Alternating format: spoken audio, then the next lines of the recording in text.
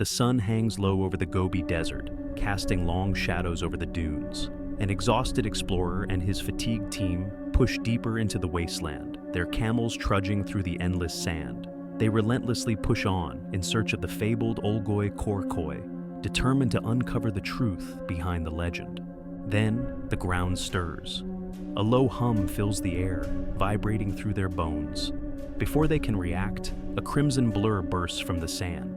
One man screams, then falls, convulsing, his body stiffening as if electrocuted.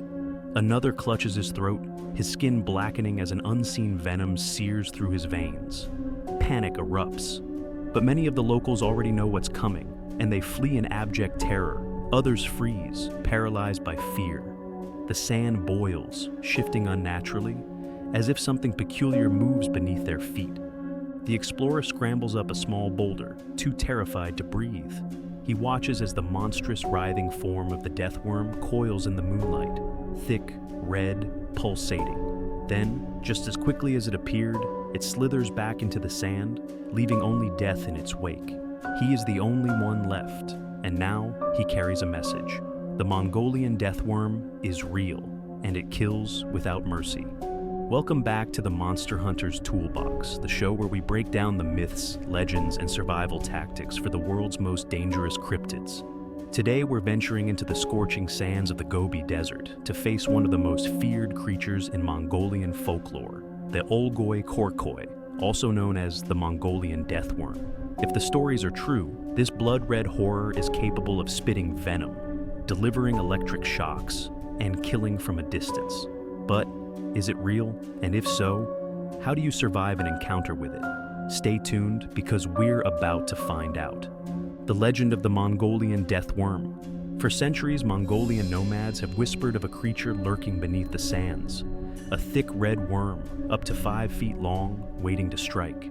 The Olgoi Khorkhoi, which translates to large intestine worm due to its supposed appearance, is said to kill with a single touch, spitting acid so potent it can corrode metal, or unleashing an electric shock powerful enough to drop a camel in its tracks.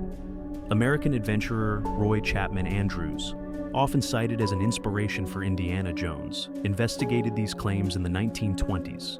While he never found evidence, what he did find only increased the fear of the death worm that still remains deeply ingrained in Mongolian folklore. While the Olgoi Khorkhoi is unique to Mongolia, there are similar cryptid legends worldwide, including the Minhocão, Brazil. The Minhocão is a colossal burrowing cryptid said to inhabit the forests and riverbanks of Brazil. Its name, derived from the Portuguese word minhoca, meaning earthworm, suggests a massive subterranean creature capable of causing large-scale destruction. Reports from the 19th century describe it as a serpentine or worm-like beast, sometimes compared to a giant armored eel or an enormous anaconda. Reports suggest that the Minhocão creates massive sinkholes and unexplained land collapses. Some witnesses claim to have seen an enormous dark creature slithering through rivers, leading to speculation that it might be amphibious.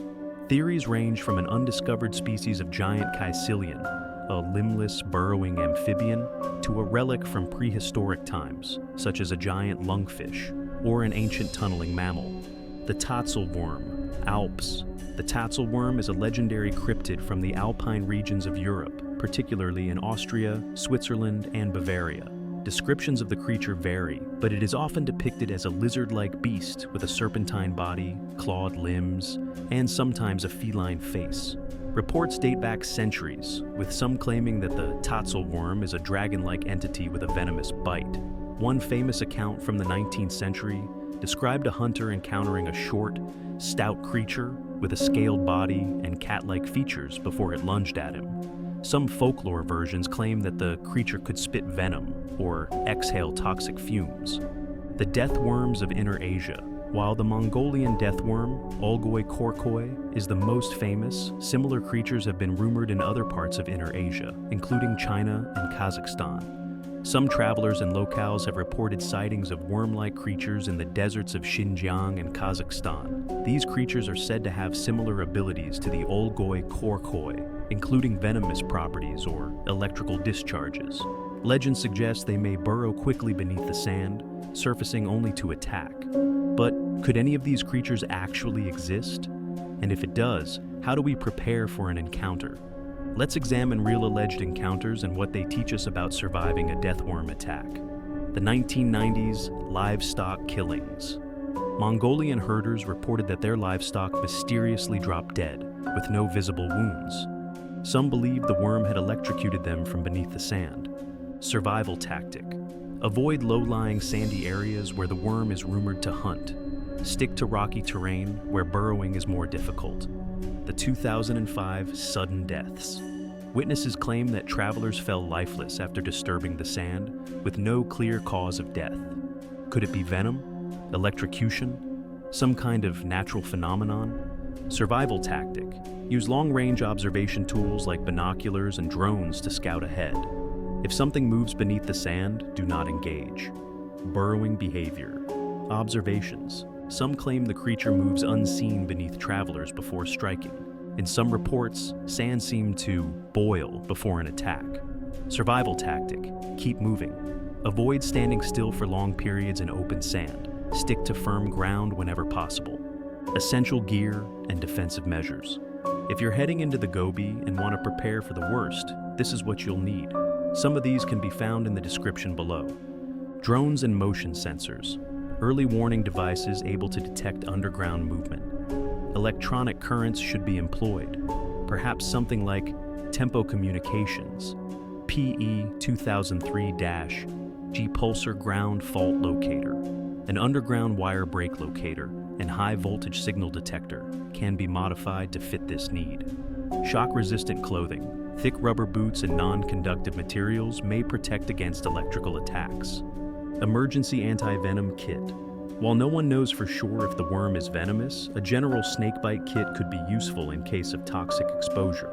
We recommend something like the Snake Bee Sting Kit, with rattlesnake anti-venom, an extractor sucker, and insect bite relief, and poison remover by Zunimal, an invaluable addition to your first aid provisions. Defensive weapons. If electric-based creatures are real, then non-conductive weapons or high-frequency sound emitters might serve as deterrents. Final warnings and how to avoid the beast. So, if you ever find yourself in Mongolian death worm territory, there's a few things you'll need to remember. Travel in groups, but stay spread out. If the worm does attack, this minimizes multiple casualties. Stay on rocky terrain whenever possible. Loose sand is its hunting ground. Keep moving. Don't linger in one spot for too long. Trust the locals.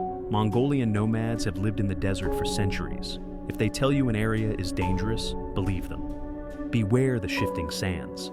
The explorer's warning is clear. The Olgoi Korkoi is no mere myth. Whether cryptid or undiscovered predator, those who underestimate the shifting sands of the Gobi do so at their own peril. Stay sharp, stay aware, and above all, never ignore the signs of danger beneath your feet. Thanks for tuning in to The Monster Hunter's Toolbox. If you enjoyed this episode, be sure to subscribe and hit that like button. Have your own cryptid encounter? Let us know. We might just feature it in a future episode. Until next time, stay prepared, stay vigilant, and remember, some legends exist for a reason.